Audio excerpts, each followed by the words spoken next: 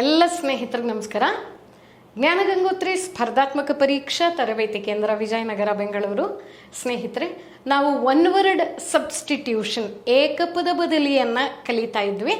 ಅಂದರೆ ಇಂಗ್ಲೀಷಿನ ಫ್ರೇಸಸ್, ವಾಕ್ಯದ ಭಾಗಗಳು, ನುಡಿಗಟ್ಟುಗಳಿಗೆ ಒಂದೇ ಒಂದು ಪದವನ್ನು ಬಳಸ್ತೀವಿ. ಅದೇನು ಆ ಏಕಪದ ಬದಲಿ ಏನು ಅಂತ ಹೇಳಿ ಕಲಿತಾ ಇದ್ವಿ ಅಲ್ವಾ. ಆ ಸರಣಿಯಲ್ಲಿ ಇವತ್ತಿನ ಫ್ರೇಸ್ ಏನು, ನುಡಿಗಟ್ಟೇನು, words uttered impiously about god.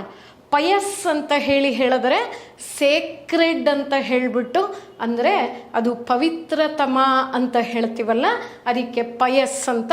ಇಂಪಯಸ್ಲಿ about God, the act of speaking irrelevantly, ಅಸಂಬದ್ಧವಾಗಿ, ಅಬೌಟ್ ಸೇಕ್ರೆಡ್ ಥಿಂಗ್ಸ್, ಬಹಳ ಪವಿತ್ರವಾದ ವಸ್ತುಗಳು ಅಥವಾ ವಿಷಯಗಳ ಬಗೆಗೆ ಅಸಂಬದ್ಧವಾಗಿ ನಾವು ಆಡಬಾರದಂತೆ, ಇಂಪಯಸ್ಲಿ ಅಪವಿತ್ರವಾಗಿ ಮಾತಾಡಿದ್ರೆ ಅಂಥ ಮಾತನ್ನು ಆಡಬಾರದು ಅಂತ ಹೇಳಿದ್ರೆ ಅಂಥದ್ದನ್ನು ಏನಂತ ಹೇಳ್ತೀವಿ, ಬ್ಲಾಸ್ಫೆಮಿ ಅಂತ ಹೇಳ್ತೀವಿ.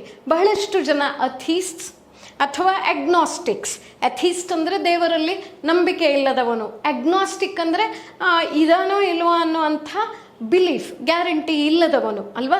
ಅಂಥವರು ಯಾವಾಗಾದರೂ ತಪ್ಪಾಗಿ ಮಾತಾಡ್ತಾರಲ್ಲ, ನಿಂದಾಸ್ತುತಿ ಅಂತೀವಿ ಕನ್ನಡದಲ್ಲಿ, ಅದನ್ನು ಬ್ಲಾಸ್ಫೆಮಿ ಅಂತ ಹೇಳಿ ಕರೀತಾರೆ ಇಂಗ್ಲೀಷಲ್ಲಿ. So the words uttered impiously about God are the act of speaking irrelevantly about sacred things is blasphemy. ಸರಿ ಅಲ್ವಾ. ಸೊ ನೆಕ್ಸ್ಟ್ ಏನು, ಮುಂದಿನ phrase, one who is bad in spellings.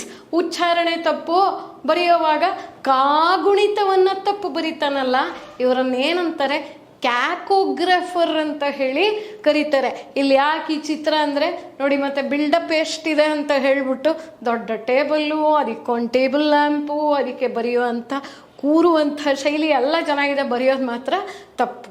ಸರಿ ಅಲ್ವಾ. ಕಾಗುಣಿತವನ್ನು ತಪ್ಪು ಬರೆಯುವವನು ಅನ್ನೋದಕ್ಕೆ ಕ್ಯಾಕೋಗ್ರಫರ್ ಅಂತ ಹೇಳಿ ಕರಿತೀವಿ. ಎರಡೂ ಕೂಡ ಕ ಶಬ್ದದಿಂದ ಉಚ್ಚರಿಸ್ತೀವಿ. ಸರಿ ಅಲ್ವಾ. ಕಲಿತಾ ಇರಿ, ಮತ್ತೆ ಸಿಗ್ತೀನಿ ನಾನು ಮತ್ತೊಂದು ಸಂಚಿಕೆಯಲ್ಲಿ.